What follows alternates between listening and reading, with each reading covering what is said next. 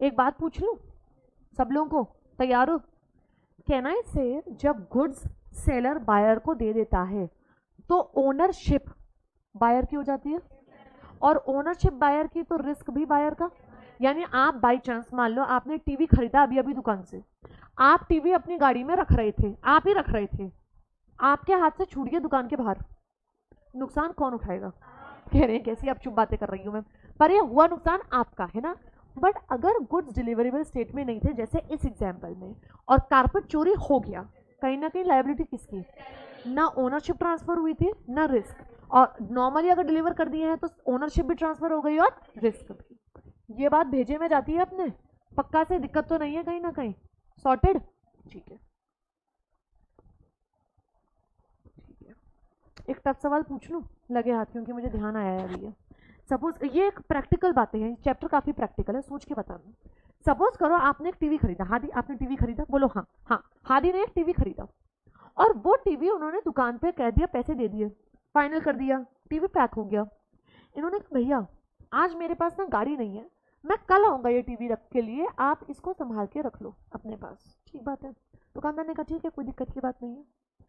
दुकानदार की रात को दुकान में चोरी हो गई और सारे टीवी चोरी हो गए, ठीक है, इनका भी इंक्लूडेड। उस टीवी की जिम्मेदारी किसकी? सेलर की या बायर की? कॉन्ट्रैक्ट हो चुका है, पूरा ट्रांजैक्शन हो चुका है, पैसे दे दिए जा चुके हैं, ये पोजेशन सिर्फ जो सामान था, सामान फिजिकली वो सिर्फ सेलर के पास छोड़ा है, ओनरशिप इनकी?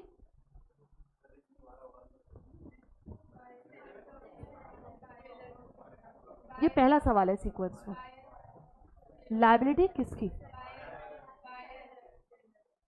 सेलर की या बायर की? It is going to be of the buyer. Please listen to me carefully, please listen to me carefully.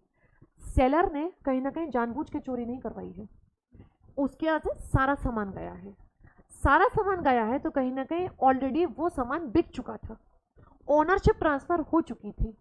Possession किसके पास है उस बात से क्या फर्क पड़ता है, कहीं ना कहीं रिस्क भी किसके पास ट्रांसफर हो चुका था? बायर के पास। तो इस केस में लायबिलिटी बायर की आएगी, ना कि सेलर की। मैं अगला एग्जांपल देती हूँ, आपको अभी समझ में आएगा, प्लीज आएगा, समझ में आएगा।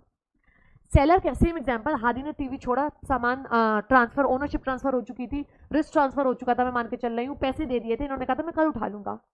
सेलर अपनी दुकान पे बिल्कुल नेग्लिजेंस में ताला लगाना भूल गया, रात को बात करते हुए निकल गया, सारे टीवी चोरी हो गए। अगले दिन ये बात सबको पता चल गई कि उसकी गलती थी, उसने ऑर्डिनरी प्रूडेंस की तरह behave, man of ordinary prudence की तरह नहीं किया, ऐसे में इनका टीवी गया है। अब बताइएगा लायबिलिटी किसकी? सेलर की। Can I ask you one question? बहुत डिफिकल्ट क्वेश्चन है ये, बहुत डिफिकल्ट क्वेश्चन। बेलमेंट पढ़ाया है ना मैंने तुमको, हल्का सा बेलमेंट कराया है ना। बेलमेंट में कहीं ना कहीं सामान आप ही का होता है, बस पोजेशन किसी के पास होता है।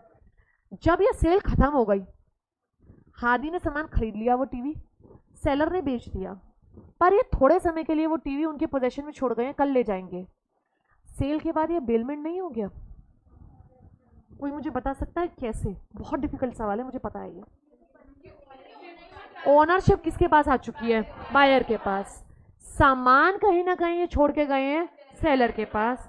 अब सेलर उस सामान का क्या होगा, एक तरीके से बेली, सामान का ध्यान रखने वाला, as a man of ordinary prudence would have done. तुम ताला लगाना कैसे भूल गए? पहले वाले एग्जांपल में क्या हुआ, ताला लगाया था, चोर जानबूझ के ऐसे आए और वो सारा सामान चुरा के ले गए, इस केस में सेलर की लायबिलिटी नहीं है। पर दूसरे वाले केस में सेलर की लायबिलिटी आएगी। यहाँ बात सेलर और बायर की नहीं है, यहाँ बात बेलमेंट की है। यहाँ बात किसकी आ जाएगी? बेलमेंट। क्या हल्की सी ये बात समझ में आई है? मैंने हल्का सा ये टॉपिक उठाया है, ये टॉपिक में दोबारा उठाऊंगी, डोंट वरी, ठीक है?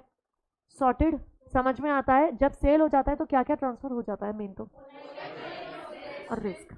पोजेशन किसके पास है इस बात से ज्यादा फर्क नहीं पड़ता, हो भी सकता है बायर के पास हो भी सकता है ना। सॉर्टेड।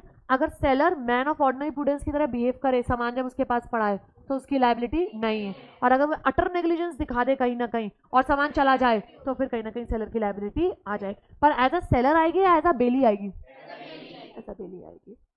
आज समझ में आती है? किसको नहीं आई? आई, थोड़ी आई समझ में, फिर हम उसको लेंगे, ठीक है? ये डॉक्यूमेंट वाला आज नहीं करा रही मैं आपको टॉपिक। एक आध डेफिनेशन पे आ जाओ छोटी छोटी। ये सिर्फ रीडिंग के हिसाब से है डेफिनेशन, ज़्यादा करने का दिक्कत नहीं। मर्केंटाइल एजेंट, मर्केंटाइल लॉ मतलब बिजनेस लॉस, मर्केंटाइल एजेंट मतलब आपका बिजनेस एजेंट। कैन आई से सेलर हो सकता है खुद ना बेचता हो, उसका एजेंट बेचता हो, क्या वो भी सेलर ही माना जाएगा? यस। हो सकता है बायर खुद सामान ना खरीदने गया हो, एजेंट खरीदने गया हो, क्या वो भी बायर माना जाएगा? यस। उनके राइट्स एंड ड्यूटीज दोनों के कैसे होंगे? सेम। किसके जैसे? सेलर और बायर जैसे। ठीक है, पढ़ लो एक बार। It means an agent who in the customary course of business यानी ordinary has such as an agent authority either to sell goods or to consign goods for the purpose of sale or buying of the goods. Such kind of agents are called as auctioneers, brokers, etc. ठीक, property वाली definition अभी रोक दें। Insolvent पढ़ लें यार, I think ये तो आप समझते होंगे इंसॉल्वेंट। प्राइस पढ़ लें, क्वालिटी ऑफ गुड्स पढ़ लें।